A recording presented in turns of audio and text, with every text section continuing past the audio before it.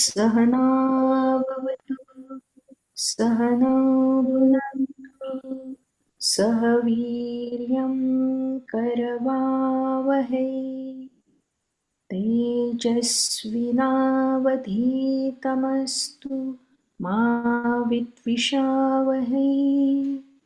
ॐ शान्ति शान्ति शान्तिः। गुरुर्ब्रह्मा गुरुर्विष्णु गुरुर्देवो महेश्वरा गुरुः साक्षात् परब्रह्मा तस्मै श्री गुरवे नमः। तस्मै श्री गुरवे नमः। तस्मै श्री गुरवे नमः। अलंकापुरी पुण्यभूमि पवित्र तिथे नांदतो ज्ञानराजा सुपात्र तया ठविता महापुण्यराशी नमस्कार माझा सद्गुरु ज्ञानेश्वरासी।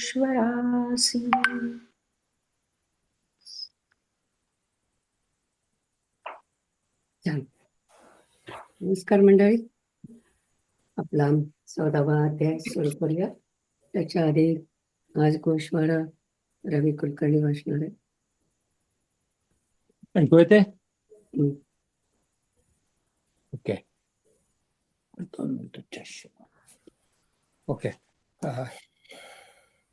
अध्याय 14 गुणातीत योग. या गोषवारा ओके.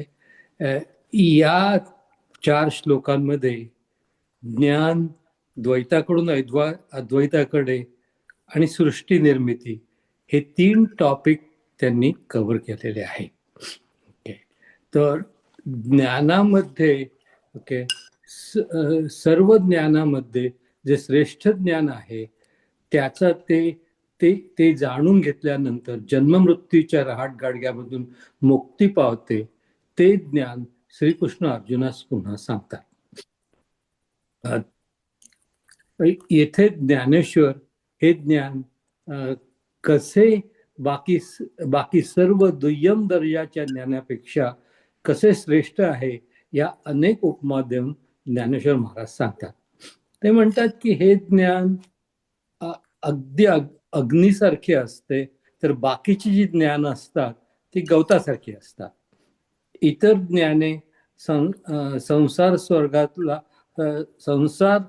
स्वर्गाला जवळ करतात आणि यज्ञाला चांगले म्हणतात व द्वैताच्या जवळ जातात. प्रलय काळाच्या महापुराने जसे नद आणि नद्या लुप्त होऊन जातात तशी इतर ज्ञाने लुप्त पावतात. जसं सूर्य उगवल्यानंतर चंद्रादिक तेजे लुप्त पावतात तसेच हे ज्ञान श्रेष्ठ असते. हे ज्ञान मिळवल्यावर हे सर्व पुरुष वजनाने माझ्याबरोबर होतात, म्हणजे माझ्यासारखेच होतात आणि त्यांच्यामध्ये आणि माझ्यामध्ये काहीही फरक राहत नाही. आधी त्यांचा द्वैताकडून अद्वैताकडे जाणारा प्रवास पूर्ण झालेला असतो. अशा रीतीने ते माझ्यासारखे नित्य व परिपूर्ण होतात.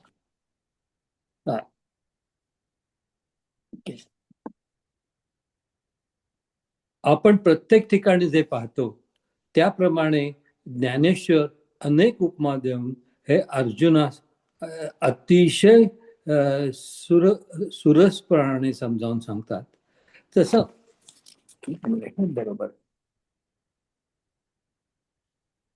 तिसरा हा श्लोक काय काय तिसरा श्लोक घ्यायचा ना आता. हा हा हा तुम्ही दुसरा केला, तिसरा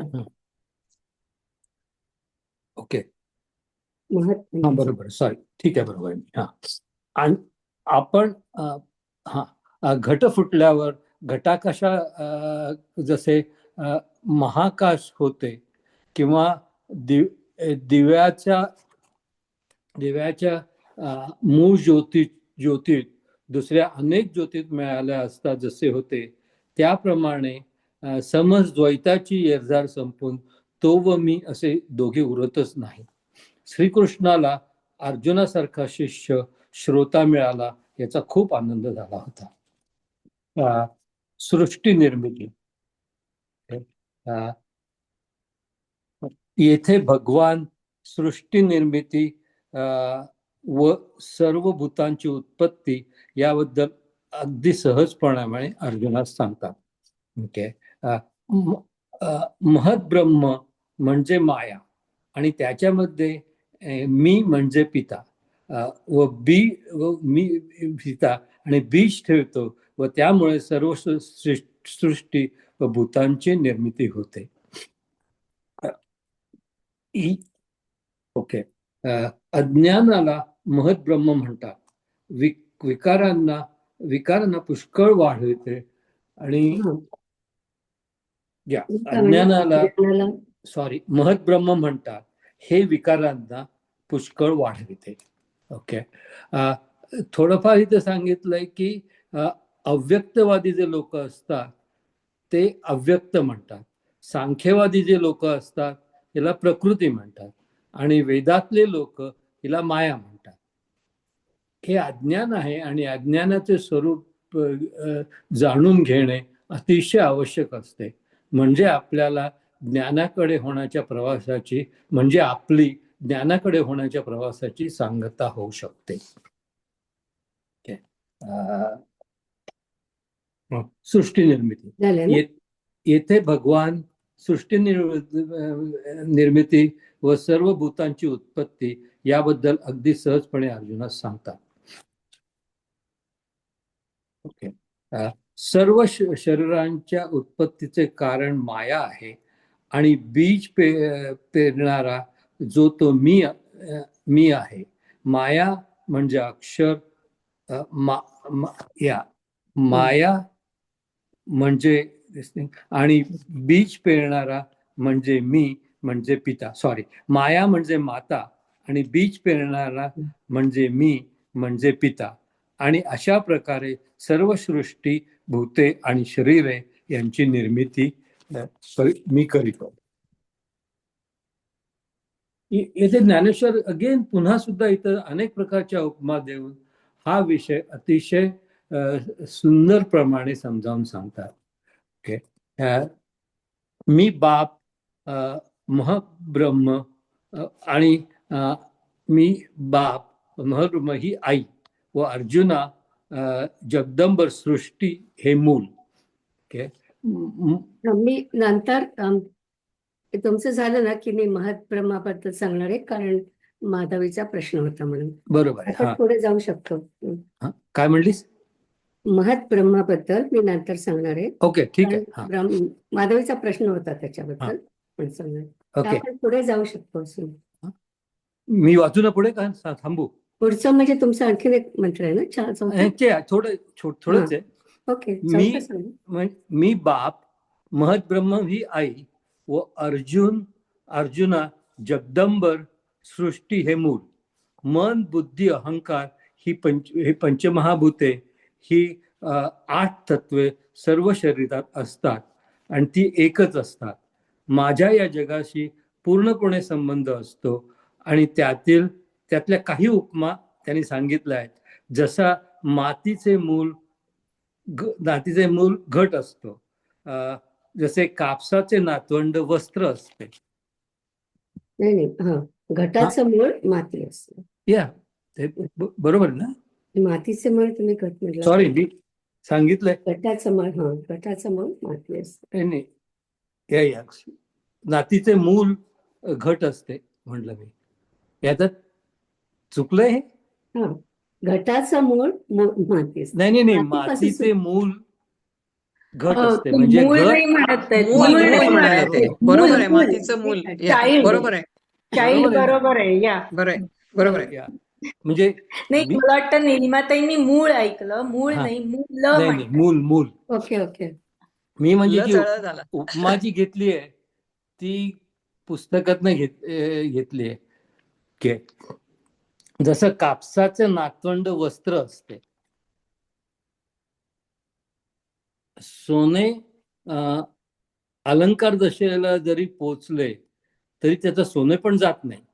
सो अनेक देह दाखवून प्रकाशून मी अनेक होतो आणि त्या अनेक शरीरास मी गुणाकडून बांधला जात असतो आहे. बस. त्याला छान. तर आता माधवीचा जो प्रश्न होता ना, की महत ब्रह्म तिला काय म्हणतात. ऍक्च्युअली महत म्हणजे दोन प्रकारे वापरला जातो. एक महत म्हणजे आपण मायेला उपाधी म्हणतो. तर उपाधी प्रकार जो असतो त्याच्यामध्ये आपण त्याला महत म्हणतो. म्हणून ब्रह्म आणि महत ब्रह्म असं म्हटलं जातं. पण जेव्हा तुम्ही सांख्याचा विचार करता तेव्हा माधवी, तुला आठवतं का त्या 15व्या अध्यायासाठी तू संसार वृक्षाचं जे चित्र आणलं होतं त्याच्यामध्ये त्यांनी हा शब्द खूप म्हणजे सांख्य पद्धतीने वापरलाय, की आधी आपण म्हणतो की ब्रह्म आणि माया दोन आहेत आणि त्याच्यातून जी क्रिएशनची जी कृती आहे त्याला महत्ब्रह्म म्हणतात. सांख्यामध्ये प्रकृतीलाच महत्ब्रह्म म्हणत नाहीत, तर ते म्हणतात की प्रकृती आणि ब्रह्म जेव्हा एकत्र होतात आणि तेव्हा मग त्यांच्यापासून जे क्रिएशन केलं जातं पूर्ण सृष्टीचं, ती जी क्रिएशनची पद्धत आहे त्याला ते महत्ब्रह्म म्हणतात. हा शब्द पुन्हा आपल्याला 15व्या अध्यायात येणार आहे, की आधी आपण बघतो की त्यांनी पूर्ण हे सांगितलंय ना, संसाराचं मूळच सांगितलंय. तर ते असं म्हणतात की ब्रह्म, माया आणि त्याच्यापासून आधी महत्ब्रह्म तयार होतं.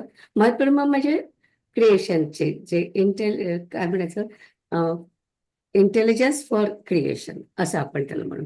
तर त्याला महत्ब्रह्म सांख्यामध्ये म्हणतात. आणखीन जे काय निर्माण होतं इथे ते सगळं महत्ब्रह्मामध्ये निर्माण होतं. आपण म्हणजे म्हणजे जेव्हा आपण नेहमी बोलतो तेव्हा आपण काय म्हणतो, माया ब्रह्म एकत्र झाले आणि त्याच्यातून झालं. पण सांख्यामध्ये आणखीन एक हा भाग त्याच्यात घातलाय की जे क्रिएशन आहे त्याला ते महत्ब्रह्म म्हणतात. तर काही ठिकाणी आपल्या वेदामध्ये प्रकृतीला पण महत्ब्रह्म म्हणतात. पण अर्थातच ब्रह्म काय करत नाही आपल्याला माहित आहे. पण ब्रह्म आणि माया एकत्र आले की मग क्रिएशन होतं. आणि म्हणून आपण जेव्हा म्हणतो तेव्हा आपण म्हणतो की प्रकृतीपासून सगळं निर्माण होतं. अर्थातच प्रकृती आपल्याला त्याचे गुण आता आपण बघतोय या अध्यायामध्ये, ते सगळे गुण आपल्याला प्रकृतीकडे मिळतात आणि प्रकृतीतले हे गुण आणखीन ब्रह्म एकत्र झालं की मग सगळ्या सृष्टीची निर्मिती होते. तर बेसिकली ते काय म्हणतात की पुरुष आणि प्रकृती जर एकत्र आले आणि त्यांच्यामध्ये, म्हणजे हा फक्त सांख्य विचार आहे की ते जर का एकत्र आले तर ते नुसते एकत्र आले आणि जर का तिन्ही गुण म्हणजे सत्व रज तम गुण सगळे बॅलन्स मध्ये असतील तर काहीच होणार नाही. पण जेव्हा तुम्हाला त्यांच्यामध्ये ही जी महत्ब्रह्म अशी शक्ती आहे, क्रिएशनची शक्ती आहे, ती जेव्हा जागृत होते तेव्हा मग त्याचा बॅलन्स जातो की काही सत्व इथे आहे, राजा इथे आहे, तमा इथे आहे. ते तिन्ही आधी जेव्हा बॅलन्स होते त्याच्याऐवजी त्यांचा बॅलन्स बिघडतो आणि मग जगाची निर्मिती होते. असा सांख्य लोकांचा तो समाज आहे आणि म्हणून त्यांनी प्रकृती आणि महत ब्रह्म असे 2 शब्द वापरलेले. ठीक आहे. एक मिनिट हा. इथं 3ऱ्या श्लोकात त्यांनी सांगितलंय हा. की याला अज्ञानाला महत ब्रह्म म्हणतात. ओके. आणि नंतर इथं पुढेही सांगितलंय की माया म्हणजे बाप म्हणजे मी, माया म्हणजे महत ब्रह्म. प्रकृती. ओके. आणि ब्रह्मजगत म्हणजे मूल. ओके. हे या 4थ्या श्लोकात इथं सांगितलंय. तर म्हणजे 2ऱ्या रेफरन्समुळे तू म्हणशील तसं असू शकेल, पण इथं जे काय सांगितलंय ते आत्ताच वाचलं म्हणून हे सांगतो. नाही, प्रकृती म्हणजेच अज्ञान असं आपण म्हणतो, नाही हा. का? म्हणजे प्रकृतीतले जे गुण असतात म्हणून आपण त्याला अज्ञान म्हणतो. अज्ञान. या. ज्ञान म्हणजे ब्रह्माचं ज्ञान म्हणजे आणि बाकीचं जे ज्ञान आहे त्याला आपण अज्ञान म्हणतो. अज्ञान नसतं ऍक्च्युली त्याच्यामध्ये. ब्रह्माचं ज्ञान नसतं एक गोष्ट, आणि दुसरं म्हणजे ते स्वतःच त्यांचं अस्तित्व नसतं. राईट. आपल्या पण इथे जे काय अस्तित्व असतं ते ब्रह्मामुळे असतं. आणि आणि जे म्हणून ते म्हणतात की प्रकृती जी आहे ती सगळी अज्ञान आहे असं. अज्ञान. आणि जे ज्ञान नसतं जे ज्ञान असतं हे नॉलेज ऑफ ब्रह्मा, आणि बाकी सगळं अज्ञान आहे. एव्हरीथिंग एल्स इज मिथ्या अज्ञान. Okay. That's what it is. म्हणून ते प्रकृतीला अज्ञान म्हणतात Yeah. त्या दृष्टीने. जाऊया पुढे. आता आपण हे सुरू करूया आजचं. म्हणाले शेअर करतात का?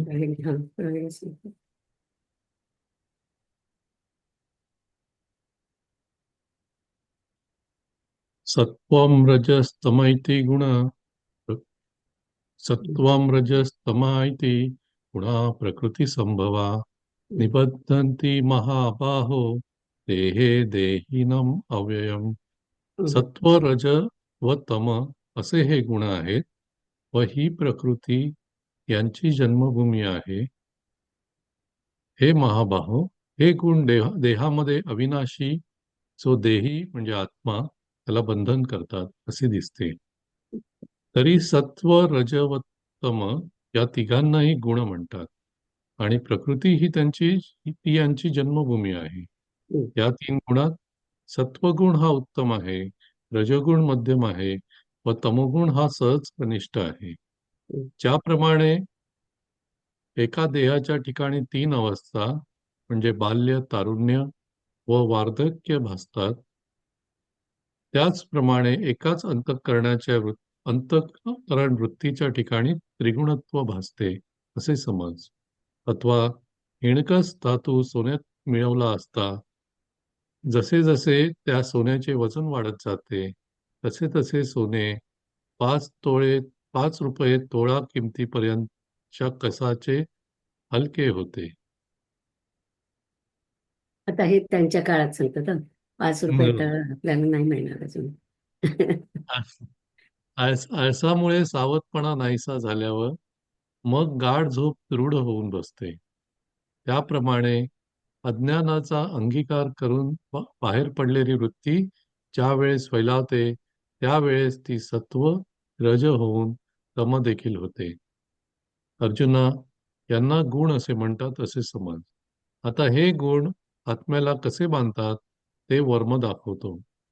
तर आत्मा हा जीवदशेत थोडासा प्रवेश करतो ना करतो, अज्ञानाचा थोडा स्वीकार करतो ना करतो, तोच हा देह मी आहे असे म्हणण्यास आरंभ करतो. जन्मापासून तो मरणापर्यंत सर्व देह धर्माच्या ठिकाणी ममत्वाचा म्हणजे जन्म मरण वगैरे जे देहाचे सर्व धर्म आहेत ते माझे आहेत असा अभिमान घेतो न घेतो तोच. ज्याप्रमाणे माशाच्या तोंडात आमिष पडल्यावर लगेच तीवर गळा हिसका देतो,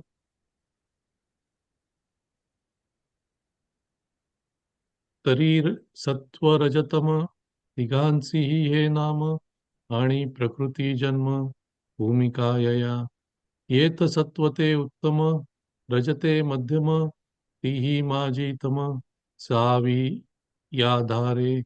हे एकेची वृत्तीच्या ठाई त्रिगुणत्व पाहे आवडे पाही वय सावत्र देही एकी जेवी का मीनलेनी किडे चव जव तूक वाढे तव तव सोने हीन पडे पांचिका कसी पै सावधपण जैसे वाहविले आळसे सुषुप्ती बैसे घडावनी तैसी अज्ञानांगीकारे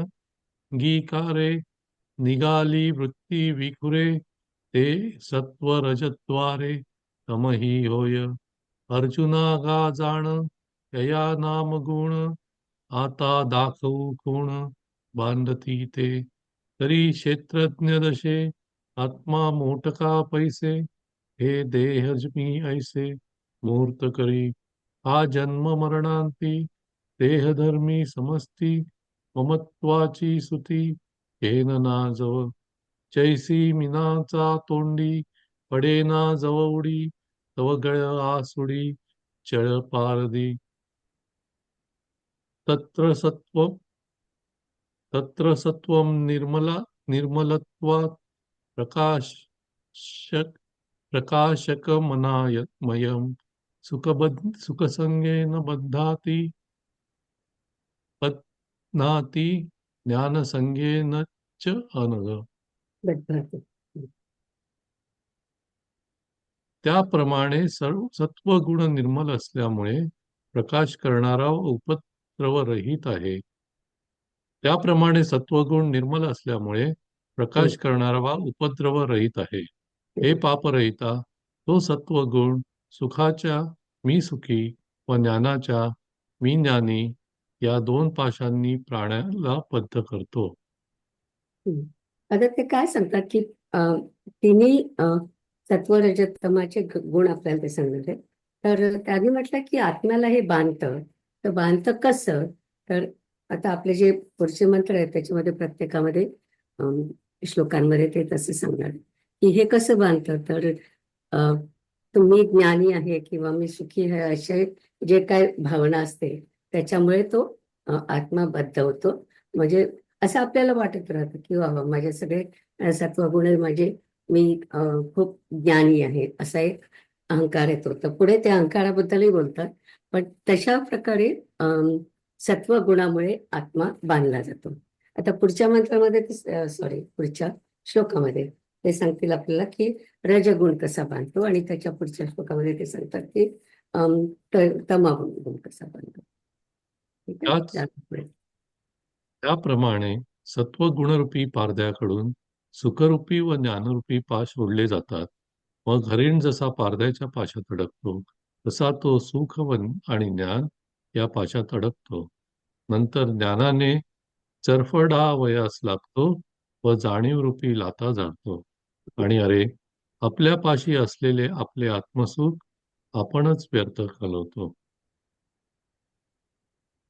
तेव्हा विद्येने व मानाने संतुष्ट होतो. कोणताही लाभ झाला तर आनंद पावतो. आपण संतुष्ट आहोत हेही पावतो व आपणास धन्य मानतो आणि म्हणतो माझे भाग्य उत्तम नाही काय, आज माझ्यासारखा दुसरा कोणी सुखी नाही, असा अष्टसात्विक भावांनी गर्वाला चढतो. आणि एवढ्यानेच संपत नाही, तर त्याच्या मागे दुसरे बंधन लागते. ते हे की त्याच्या अंगात विद्वत्तारूपी भूताचा संचार होतो. आपण स्वतः ज्ञानरूपी आहोत, ते आपले ज्ञानरूपत्व गेले त्याचे दुःख मानित नाही, तर उलट विषय ज्ञानाने आकाशा एवढा होतो, आपणास अत्यंत श्रेष्ठ मानतो. जसा एखादा राजा स्वप्नात आपण भिकारी आहोत असे समजून नगरात प्रवेश करतो व त्यास भिक्षा मागून 2 दाणे मिळाले असता मी इंद्र नाही काय असे मानतो.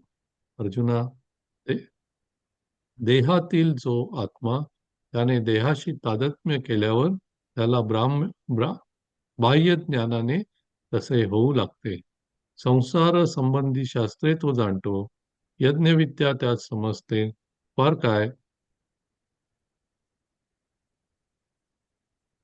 काय सांगावे, त्यास स्वर्गापर्यंत सर्व दिसते.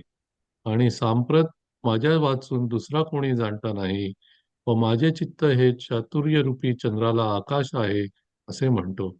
याप्रमाणे सत्वगुण हा जीवाला सुख व ज्ञानरूपी दावे लावून पांगुळ्याच्या बैलासारखी म्हणजे नंदी बैलासारखी त्याची स्थिती करतो. आता हाच आत्मा देहामध्ये ज्या प्रकाराने रजोगुणाने बांधला जातो तो प्रकार सांगण्यात येईल, तो ऐक. आता माझं झालं. ओव्या वाचायची. हो, सॉरी. तेवी सत्वे लुब्धके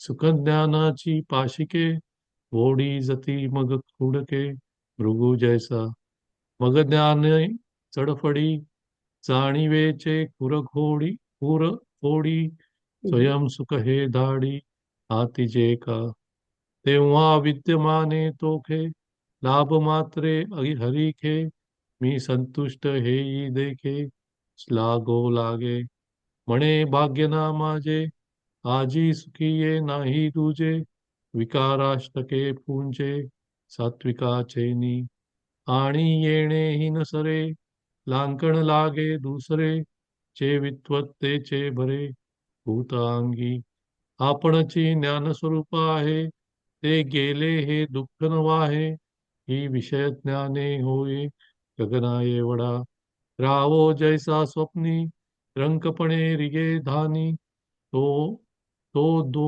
दाणा मानी इंद्रुनामी तैसे गा देहातीत चाले या देहवंत हो लागे पंडुस्ता ब्राह्मज्ञाने प्रवृत्ती शास्त्र बुजे यज्ञविद्या उमजे किंबहुना सुजे स्वर्गवरी आणि म्हणे आजियान मी वांचूनही नाही सज्ञान चातुर्य चंद्रा गगन चित्त माझे ऐसे सत्व सुखज्ञानी चिवासी लावणी कानी बैलाची करीवानी पांगुळाची या आता हाची शरीरी रये जिया परी बांधिजे जे अवधारे सांगी जेल.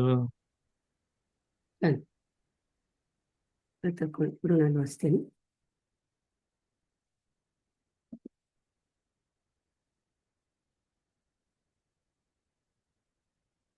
मृणाल आली का? मला वाटलं नाही.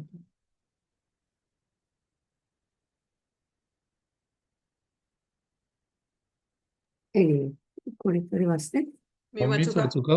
हो हो, नाही हो. बोला नाही मी होते पण मी आयपॅड वरती घेतलं तर तिथला मायक्रोफोन चालत नाही सो मी स्विच केलं. ओके ठीक आहे. चला. सात वाजले. ओके हो पण एक मिनिट इथे इको येतो. हा एक तुला बंद करायला लागेल, अदरवाईज म्यूट वर जा.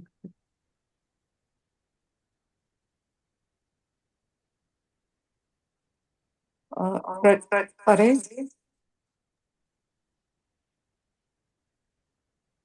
एका ह्याच बंद करायला केलं या झालं नव्हतं आधी.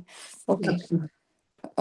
रजो रागात्मकं विधि तृष्णा संग समुद्रवम तन्नि बध्नाति कौंतेय कर्मसंगेन देहिनाम. रजोगुण हा अभिलाष रूप असून तृष्णा व आसक्ती ही यापासून उत्पन्न होतात असे समज. हे कौतेया, तो कर्मपाशाने म्हणजे मी अमुक करीन मी तमुक करीन अशा तृष्णेने प्राण्याला बद्ध करतो. रजोगुणाला रज हे नाव याच कारणाकरता आहे की तो रजोगुण जीवाला विषयात रंजविण्याची कला जाणतो व रजोगुण हा अभिलाषाचे म्हणजे लोभाचे नेहमीचे कधी कमी न होणारे तारुण्य आहे. या रजोगुणाने अंतःकरणात थोडासा प्रवेश केल्याबरोबर तो जीव कामाच्या मस्तीत येतो आणि मग तो विषयांच्या चिंतनरूपी वाऱ्यावर स्वार होतो. पेटलेल्या अग्निकुंडात तूप शिंपडले व त्यात आणखी विजेच्या अग्नीने ते प्रदीप्त झाले असता त्या अग्नीस हे कमी आहे अथवा हे जास्त आहे असे म्हणता येईल का? त्याचप्रमाणे इच्छा खवळते व दुःखासकट सर्व गोष्टी गोड वाटतात व इंद्राचे वैभव म्हणजे ऐश्वर्य सुद्धा थोडे वाटू लागते. तशा प्रकारे इच्छा वाढल्यावर मग जरी मेरू पर्वत हाती आला तरी तो असे म्हणतो की यापेक्षाही आणखी भयंकर श्रमाने मिळणारे असे एखादे स्थान असेल तर तेही मिळवणीच्या खटपटीस लागू. जवळचे असलेले आज खर्च केले तर उद्या काय करावे असा तो अतितृष्णेने मोठ्या धंद्याला आरंभ करतो. कवडीवरून आपले जीवित ओवाळून टाकतो आणि गवताच्या काडीच्या प्राप्तीने कृतकृत्यता म्हणजे जन्माला आल्याचे सार्थक समजतो. स्वर्गाला गेले असता तेथे काय खावे असे म्हणतो व म्हणून याकरता यज्ञ करण्यास धावतो. व्रतांमागे व्रते आचरण करतो. इष्ट व पूर्त कर्म करतो व काम्य कर्मा वाचून दुसऱ्याला कशाला हाताने स्पर्श करीत नाही. हे अर्जुना, जसा ग्रीष्म ऋतूचा शेवटला वारा एक क्षणभर विश्रांती घेणे जाणत नाही, त्याप्रमाणे हा रजोगुणी पुरुष व्यापार करीत असता दिवस अथवा रात्र म्हणत नाही. रजोगुणापुढे मासा कसा चंचल आहे, जसा स्त्रीचा नेत्र कटाक्ष चंचल असतो, तसा तो रजोगुणी पुरुष चंचल असतो. विजेमध्येही जसा चंचलतेचा वेग नसतो, तितक्या वेगाने स्वर्ग व संसार यांच्या उत्कट इच्छेने कर्मरूपी अग्नीमध्ये प्रवेश करतो. देहापासून जीवात्मा वेगळा असता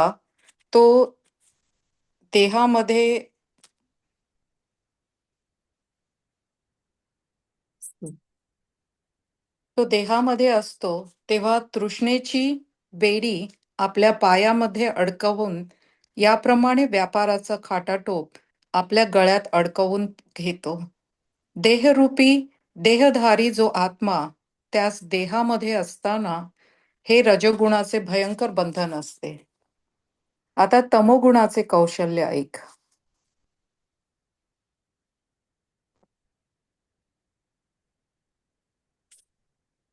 हे रज याची कारणे जीवा ते रंजवू जाणे. हे अभिलाखाचे तरुणे सदाजी गा. हे जीवी मोठके रिंगे आणि कामाचा मदी लागे. मग वारया वळघे चिंतिचिया. कृते आभुं खुनी आगियाळे वज्राग्नीचे साधुकले. आता बहुथे कुले आहे तेथ. तैसी खवळे चाड होय दुःखा सकट गोड. इंद्रश्री साकड गमो लागे. तैसी तृष्णा वाढी नलिया. मेरुही हाता आलिया. तरी म्हणे एखादिया दारुणाही वळघो. आजी असते वेची जेल परिपाहे काय खिजेल. ऐसा पांगी वडील व्यवसाय मांडी. जीविताची कुरोडी वोवाळू लागे कवडी. मानी तृणाची ये जोडी कृतकृत्यता. म्हणे स्वर्गा हन जावे तरी काय तेथे खावे. यया लागी धावे याग करू. व्रतापाठी व्रते आचरे इष्टापुरते. काम्या वाचुनी हाते शिवणे नाही. पै ग्रीष्मांतीचा वारा विसवो नेणे वीरा. तैसा न म्हणे व्यापारा राती दिवो. काय चंचळू मासा कामिनी कटाक्ष जैसा. लवला हो तैसा विजू नाही. ते तुलिनी गावेगे स्वर्ग संसार पांगे. आगिमांची रिगे क्रियांची ये. ऐसा देही देहा वेगळा ले तृष्णेची साखळा. खटाटोपू आहे गळा व्यापाराचा. हे रजोगुणाचे दारुण देही यासी बंधन. परीस आदा विंदाण तमाचे ते. विंदाण म्हणजे कौशल्य. विंदान हा तमस्त तमस्तव ज्ञानंजं विद्धि मोहनं सर्वदेहिनां प्रमादालस्य बध्नाती भारत. तमोगुण तर अज्ञानापासून उत्पन्न होतो असे जाण व तो सर्व प्राण्यांना मोह पाडतो. हे भारता, प्रमाद म्हणजे दुष्कृत्य, आळस आणि निद्रा यांनी या 3 पाशांनी तो प्राण्याला बद्ध करतो. व्यवहाराची ही दृष्टी ज्या पडद्याने मंद होते असा तमोगुणाचा पडदा आहे व जो तमोगुण मोहरूपी रात्रीतील काळा ढग आहे. त्या तमोगुणाला केवळ अज्ञानाचा जिव्हाळा आहे व ज्या तमोगुणाच्या योगाने सर्व जीव भ्रमिष्ट होऊन वाटेल तसे कर्म करतात. अविचार हाच या तमोगुणांचा महामंत्र आहे व तो तमोगुण मूर्खपणारूपी दारूचे भांडे आहे हे राहू दे. जो तमोगुण जीवाला मोहनास्त्र म्हणजे भूल पाडणारे अस्त्र आहे. अर्जुना, तो तमोगुण अशा प्रकारे युक्ती तयार करून देह हाच आत्मा असे समजणाऱ्याला जखडून बांधतो आणि चराचरात कोणत्याही शरीरामध्ये हा खरोखर एकच माजू लागला की मग तेथे तमोगुणाशिवाय दुसरी गोष्टच नसते. सर्व इंद्रियांच्या ठिकाणी जाड्य येते, मनामध्ये मूर्खपणा उत्पन्न होतो व ती दोघे म्हणजे मन व इंद्रिये आळसाच्या दृढपणाचा आश्रय घेतात.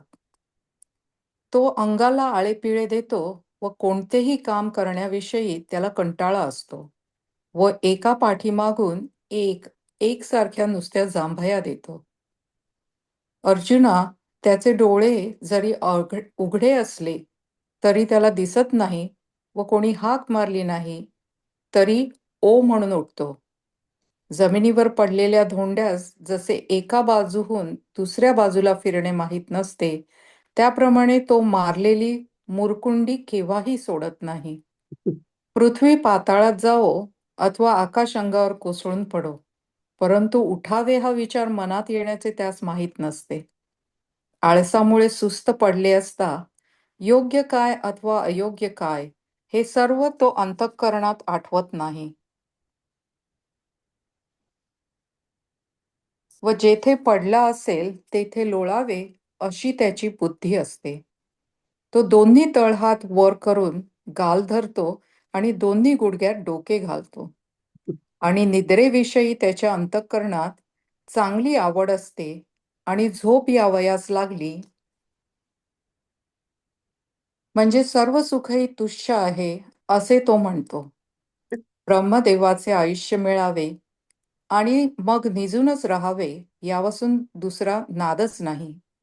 सहज वाटेने जात असता कलंडून जरी पडला तरी त्याचा डोळा लागतो आणि जर त्यास झोप आली तर तो अमृत सुद्धा घेत नाही.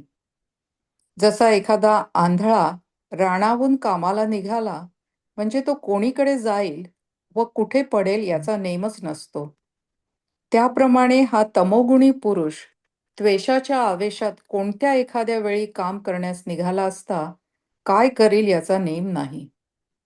केव्हा कसे वागावे, कोणाशी काय बोलावे, अमुक एक गोष्ट साध्य आहे की असाध्य आहे हेही त्यास कळत नाही.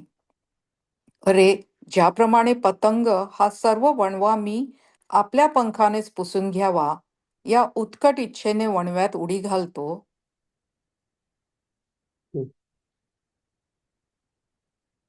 त्या पतंगाप्रमाणे हा तमोगुणी पुरुष एखाद्या धोक्याच्या कामाकडे वळतो व जे काम करू नये ते करण्याची त्यास प्रबळ इच्छा असते. फार काय सांगावे, याप्रमाणे त्यास भलतेच करणे आवडते. मी थांबायचं आहे का इकडे?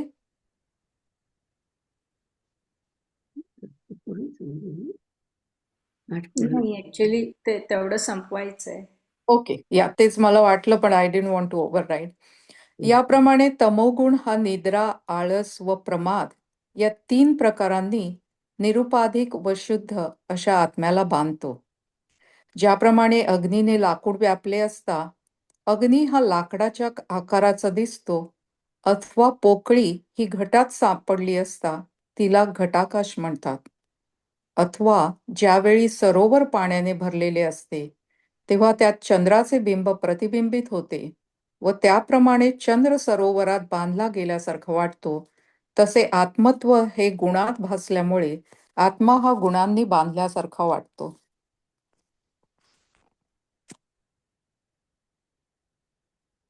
व्यवहाराचेही डोळी मंद जेणे पडळे, मोह रात्रीचे काळे मेहुडेचे, अज्ञानाचे जियाले तया एका लागले, जेणे विश्व भुलले नाचत असे, अविवेक महामंत्र जे मौढ्यमद्यांचे पात्र, हे असो मोहनास्त्र जीवासी जे, पार्था ते का तम रचुनी ऐसे वर्म, चौखुरी देहात्म मानी याते, हे एकची खीर शरीरी माझो लागे चराचरी, आणि तेथ दुसरी गोठी नाही, सर्वेंद्रिया जाड्य मना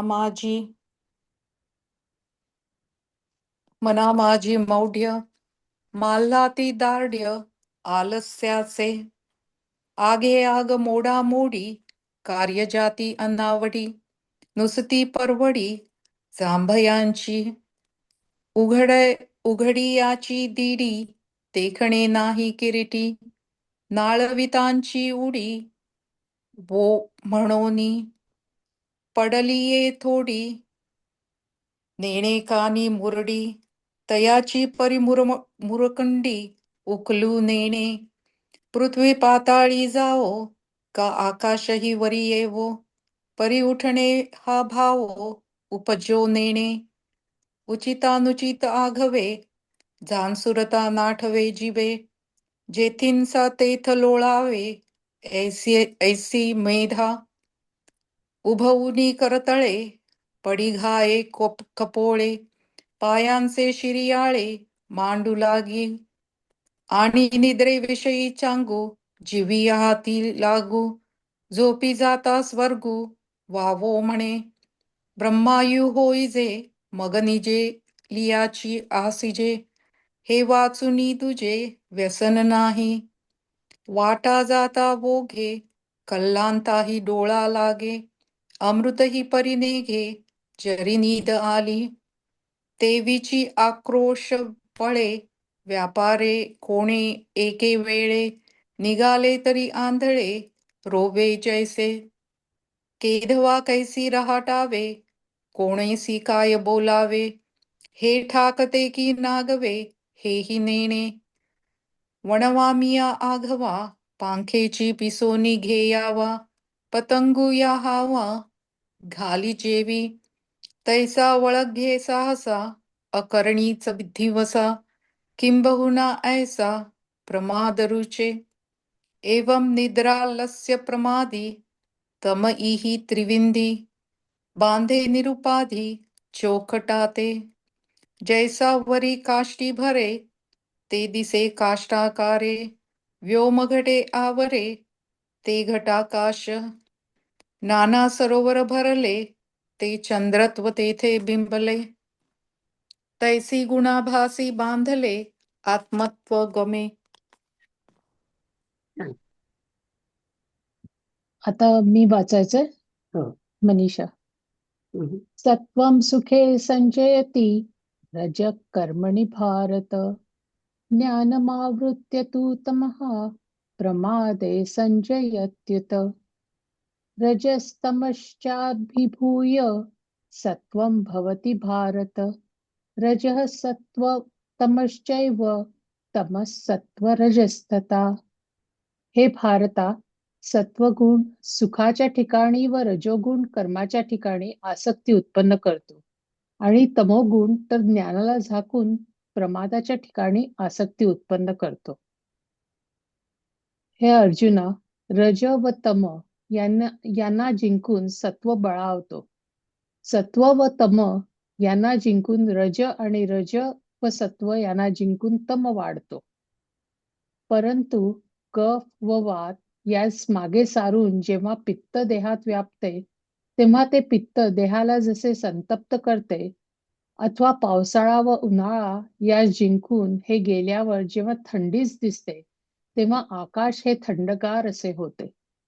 अथवा जागृत अवस्था व स्वप्नावस्था नाहीशी होऊन जेव्हा गाढ निद्रेची अवस्था प्राप्त होते, तेव्हा क्षणभर चित्तवृत्ती जडमूड होते. त्याप्रमाणेच रजोगुण व तमोगुण नाहीसे करून जेव्हा सत्वगुण हा आपली वृद्धी मिरवतो, त्यावेळी तो सत्वगुण जीवाकडून मी सुखी आहे ना असे म्हणवतो. त्याचप्रमाणे सत्वगुण व रजोगुण हे नाहीसे होऊन जेव्हा तमोगुणाची वृद्धी होते, तेव्हा आत्मा हा सहजच प्रमादी सुखी करणारा होतो. त्याच रीतीने सत्वगुणास व तमोगुणास पाठीमागे सारून जेव्हा रजोगुण उठतो, तेव्हा कर्मा वाचून दुसरे काही सुंदरच नाही असे देहराज जो आत्मा तो मानतो. 3 गुणांची वृद्धी कशी होते याचे निरूपण 3 श्लोकांनी तुला सांगितले, हे समज. आता सत्वादी वृद्धीचे लक्षण आदरपूर्वक ऐका. परिहरुनी कफवात जे देही आटोपे पित्त, तै करी संतप्त देह जेवी. का वरिष आतप जैसे जाणोनी शीतची दिसे, तेव्हा होय ही व ऐसे आकाश हे. नाना स्वप्न जागृती लोपुनी ये सुषुप्ती, तै क्षणु एक चित्तवृत्ती तेची होय. तैसी रजतमे हारवी जय सत्व माजू मिरवी, तै जीवा करवी म्हणवी सुखिया नामी. तैसेची सत्वरज लोपुनी तमाचे भोज, वळघे तै सहज प्रमादी होय. तयाची गा परिपाठी सत्वतमाते पोटी, घालुनी जेव्हा उठी रजोगुण, तेव्हा कर्मा वाचुनी काही आन सौंदर्ची नाही. ऐसे मानी देही देहराजू. त्रिगुण वृद्धी निरूपण 3 श्लोकी सांगितले जाण, आत सत्वादी वृद्धी लक्षण सादर परिसा.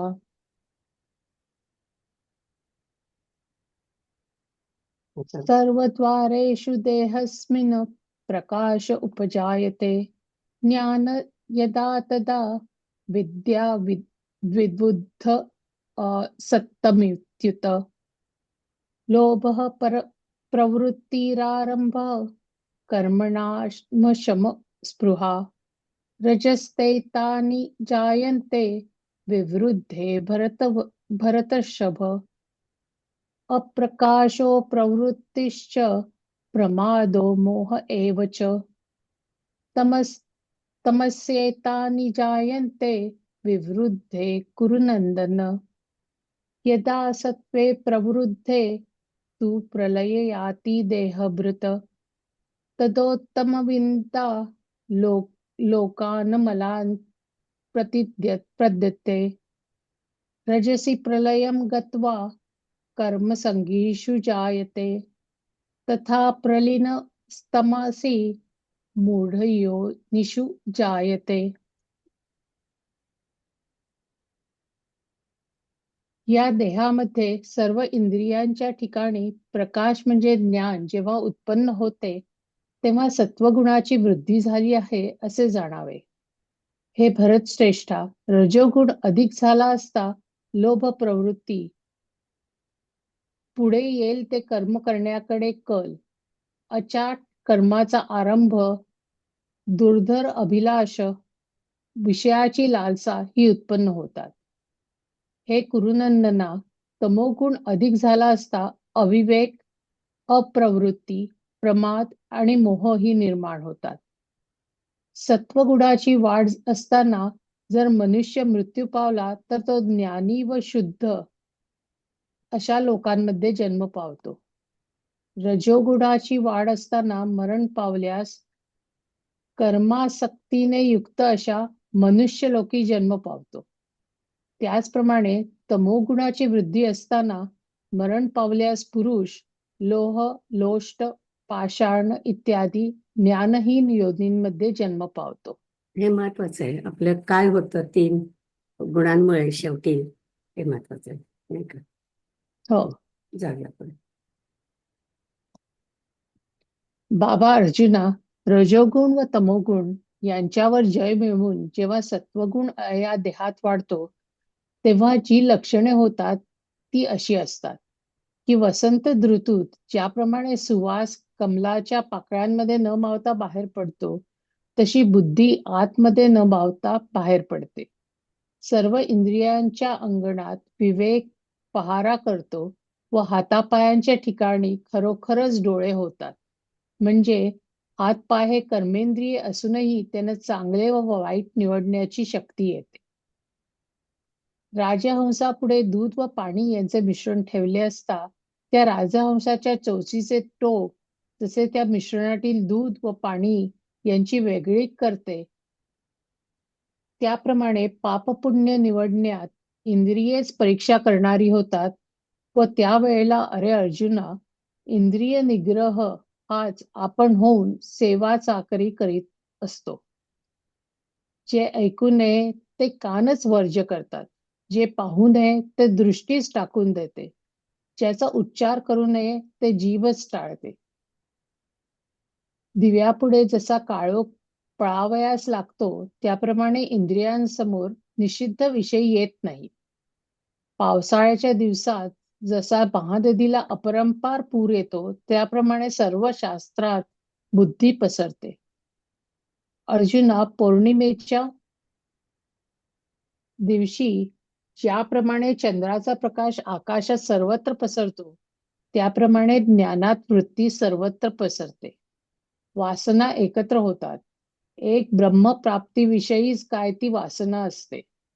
संसाराकडे मनाची असलेली धाव कमी होते व मन विषयांना विटते.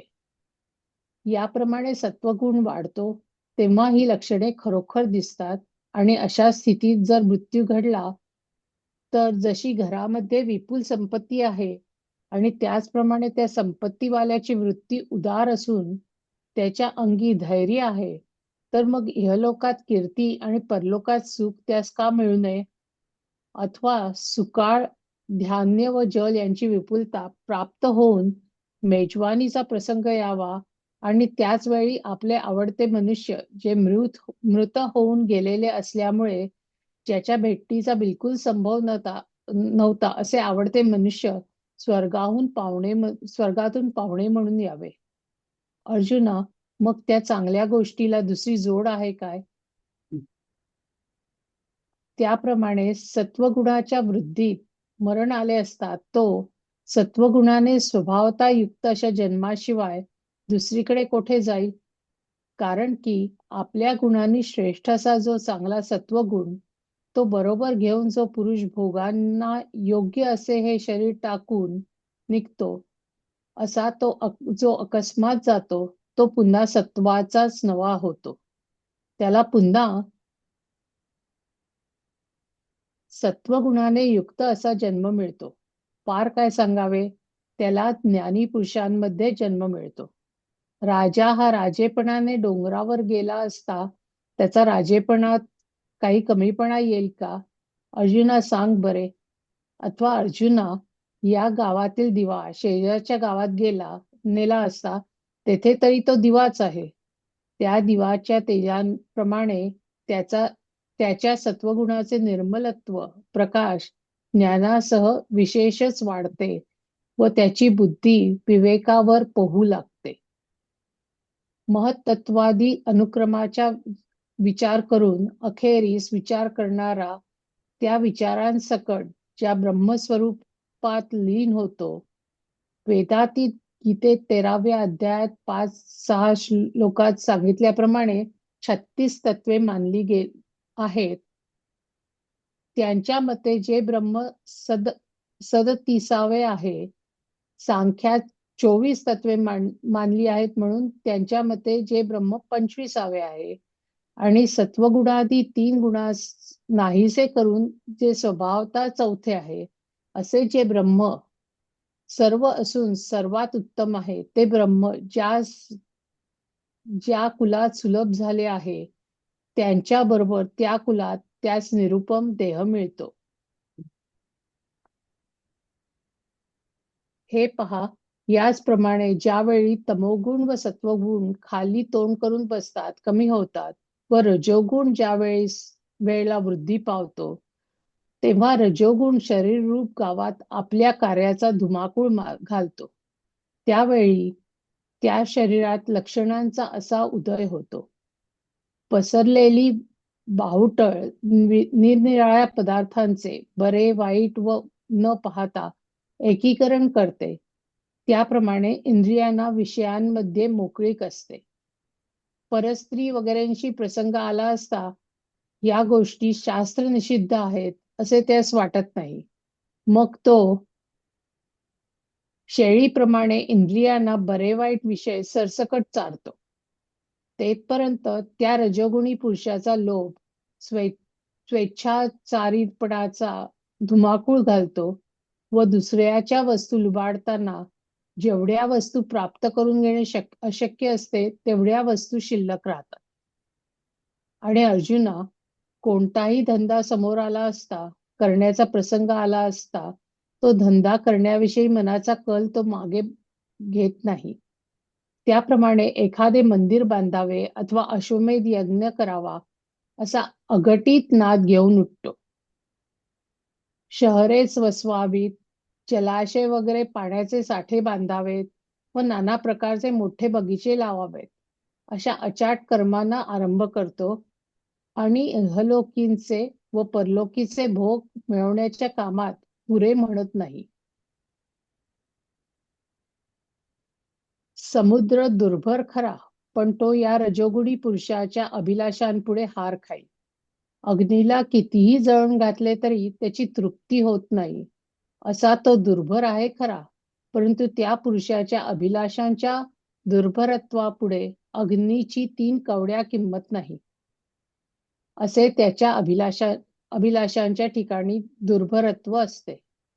त्याची विषय तृष्णा ही मनाच्या पुढे पुढे आशेची धाव घेते आणि तो सर्व विश्व इच्छेच्या पायाखाली घालतो. याप्रमाणे रजोगुणाचा उत्कर्ष झाला म्हणजे ही लक्षणे टवटवीत व्यक्त होतात व अशा लक्षणांच्या समुदायात जर देह पडला तर या सर्व लक्षणांनी युक्त असा तो रजोगुणी पुरुष दुसऱ्या देहात प्रवेश करतो, परंतु ती मनुष्याचीच योनी असते. हे पहा, एखादा भिकारी चैनीने राजवाड्यात बसेना का, तर तेवढ्यावरून तो राजा होईल काय? बैलाला जरी श्रीमंताच्या लग्नाबरोबरच्या मंडळींनी गाडीला जोडून नेला तरी त्याच्या कपाळाचा कडबा खरोखर चुकत नाही. म्हणून व्यापारामुळे ज्यांना रात्रंदिवस विसावा मिळत नाही, अशा प्रकारच्या लोकांच्या पंक्तीस तो जुंपला जातो. तशाच कुळात तो जन्मतो. पार काय सांगावे? जो रजोगुणांनी बनलेल्या वृत्तीच्या उत्कर्षरूपी डोहात बुडून मरण पावतो, तो कर्मठांच्या कुलात जन्मतो. त्याचप्रमाणे जेव्हा पुढे रजोगुण व सत्वगुण नाहीसे करून तमोगुण उन्नतीला येतो, त्यावेळची जी लक्षणे देहाच्या आत बाहेर असतात, ती आता आम्ही सांगतो. ती चांगल्या मनीषा, 1 मिनिट थांबा.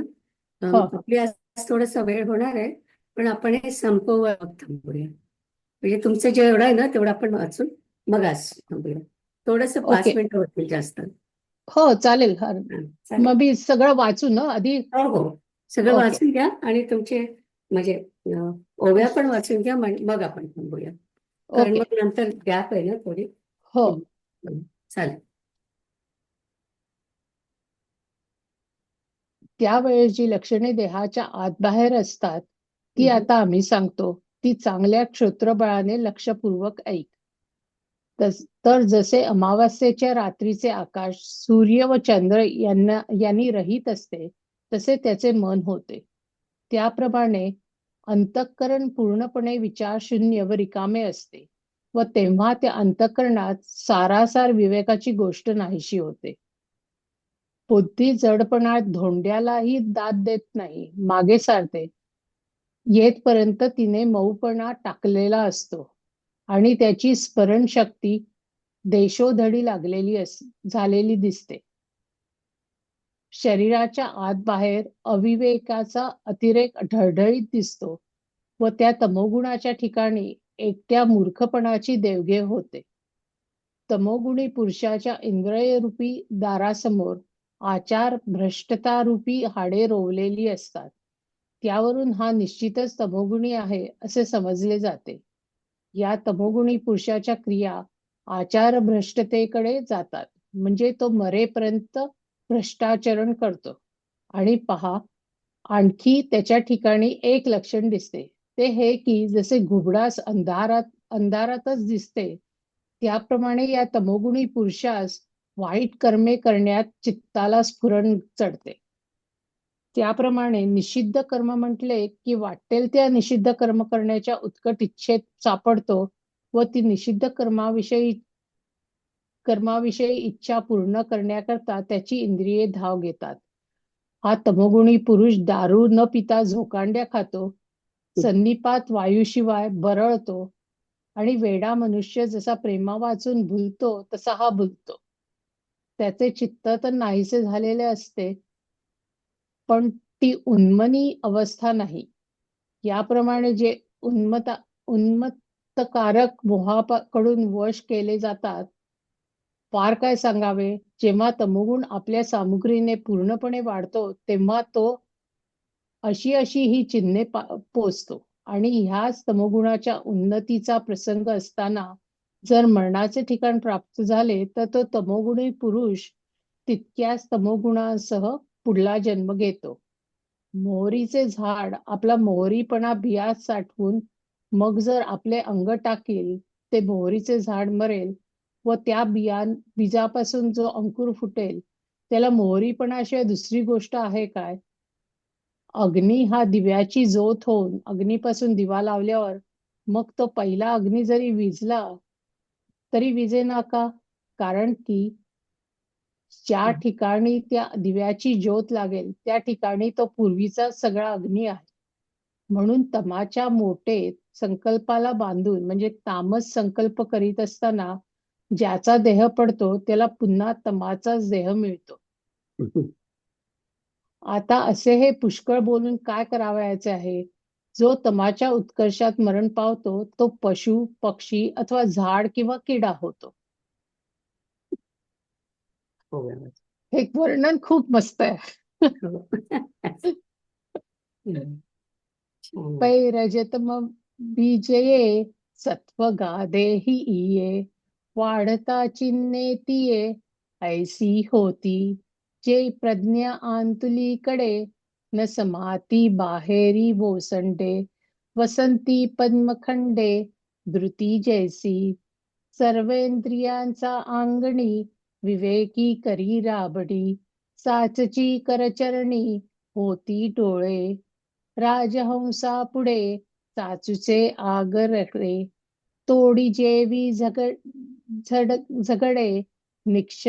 क्षीरनिराचे देवी दोष विवेकी इंद्रियेची होती पारखी नियमू बारे पायी वोळगे तै नाईकणे ते कानची वाळी न पाहणे ते दिठीची गाळी अवाच्य ते टाळी त्रिबची गा वाती पुढा जैसे पळो लागे काळ वसे निषिद्ध इंद्रिया तैसे समोरे नोहे धाराधर काळे महानदी उचंबळे तैसी बुद्धी पगळे शास्त्र जाती अगा पुनवेचा दिवशी चंद्रप्रभा धावे आकाशी ज्ञानी वृत्ती तैसी पाके सैध वासना एकवटे प्रवृत्ती वोहटे मानस विटे विषयांवरी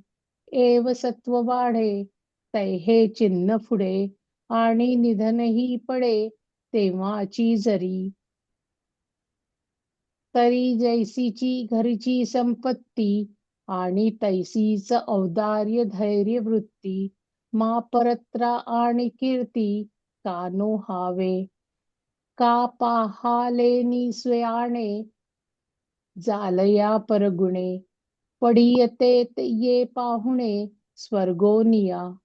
मग गोमटे या तया जावळी असे धनंजया, तेवी सत्वी जाणे देहा के आथी गा. जे स्वगुरी उद्भट घेऊनी सत्व चोखट, निगे सांडूनी कोपट भोगक्षप हे. अवचटे ऐसा जो जाये तो सत्वाचाची नवा होये. किंबहुना जन्मला आहे ज्ञानिया माझी, सांगपा धनुर्धरा रावो रायपणे डोंगरा. गेलिया अपुरा होय काई, ना तरी येथीचा दिवा नेलिया सेजिया गावा. तो तेथे तरी पांडवा दीपचिकी, तैसी ते सत्वशुद्धी आगळी ज्ञानेसी वृद्धी. तरंगावो लागे बुद्धी विवेकावरी, पै महदादी परिपाटी विचारुनी शेवटी. विचारा सकटपोटी जिरोनी जाय, छत्तीसा सदतिवा सावे 24 पंचविसावे. तिनी नुरोनी स्वभावे चतुर्थ जे, ऐसे सर्व जे सर्वोत्तम झाले असे जया सुगम. तया सवे निरुपम लाहे देह, इयाची परिदेख तमसत्व अधोमुख. बैसोनी जय आगळिक धरी रज, आपलिया कार्याचा धुमाड गावी देहाचा. माजवी तै चिन्हांचा उदयो ऐसा, पांजरली वाहटुळी करी वेगळ वेटाळी. तैसी विषयी सगळी इंद्रिया होय. परदारादी कपडे परिविरुद्ध ऐसे नावडे. मग शेळियेचे नितोंडे सैंधगचारी, हा थायवरी लोभू करी स्वैरत्वाचा राबू. पेटाळिता अलाभू ते उरे, आणि आड पडलिया उत्तम जाता भलतेया. प्रवृत्ती धनंजया हातून काढी, तेवीची एखादा प्रासादू का करावा अश्वमेधू. ऐसा अचाट छंदू घेऊनी उठी, नगरेची रचावी जळाशये निर्मावी. महावने लावावी नानाविधे, ऐसेसा अफाटी कर्मी समारंभू उपक्रमी. आणि दृष्टादृष्टकामी पुरेन म्हणे, सागरूही सांडी पडे आगीन लाहे तीन कवडे. ऐसे अभिलाषी जोडे दुर्भरत्व, स्पृहा मना पुढा आशेचा घे दवडा. विश्वघापे चाडा पायांतळी, इत्यादी वाडतारांची ये चिन्हे होती साजी. आणि ऐशा समाजी वेचे जरी देह, तरी आगवाची इही परिवारला आणि देही. रिगे परियोनिही मानुषीची, सुरवाडेसी भिकारी वसोपा राजमंदिरी. तरी काय अवधारी रावो होईल, बैल तेथे करबाडे हेन चुके गा पुढे. देई जो का वराडे समर्थाचेनी, म्हणोनी व्यापारा हाती उसंतू देहाना राती. तैसयांची ये पाती जुपिजे तो, कर्मजडाच्या ठाई किंबहुना होय देही. जो रजो वृद्धीचा डोही बुडोनी निमे, मग तैसाची पुढती रजसत्व वृत्ती गिळुनिये उन्नती तमो गुण तैची जिये लिंगे देहीची सबाह्य सांगे तिये परिस चांगे श्रोत्र बळे तरी होय ऐसे मन जैसे रविचंद्रहीन रात्रीचे का गगन अवसे चिये तैसे अंतर असोस होय स्फूर्तिहीन उद्वस विचाराची भाष हारपे ते बुद्धी मेचवेना दोंडी हा ठायवरी मवाळे सांडी आठवो देश धडी जाला दिसे अविवेकाचे निमाजे सबाह्य शरीर गाजे एकले निघेपे दिजे मौढ्य तेथे आचारभंगाची हाडे रुपती इंद्रिया पुढे मरे जरी तेणे कडे क्रिया जाय पाही आणि काही एक दिसे जे दुष्कृती चित्त उल्हासे अंधारी देखणे जैसे डुडुळाचे तैसे निषिद्धाचे निनावे भलते ही भरे हावे तिये विषयी धावे घेती करणे मदिरा न घेता डुले सन्निपाते वीण बरळे निष्प्रेमेची भुले पिसे जैसे चित्त तरी गेले आहे परी उन्मनी ते नव्हे ऐसे माल्हा तिजे मोहे माझी रेनी किंबहुना ऐसेसी इये चिन्हे तमपोशी जे वाडे आई तिसी आपुलिया आणि हेची होय प्रसंगे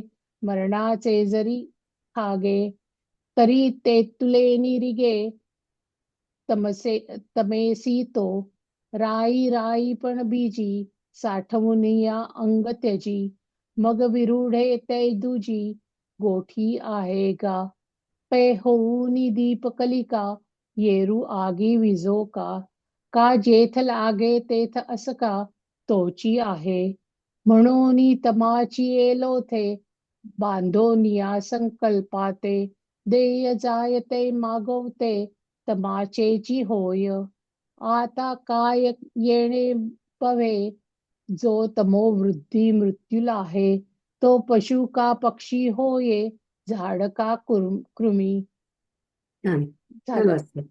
हो, बरंच होतं पण छान वाचलं. चला आता ती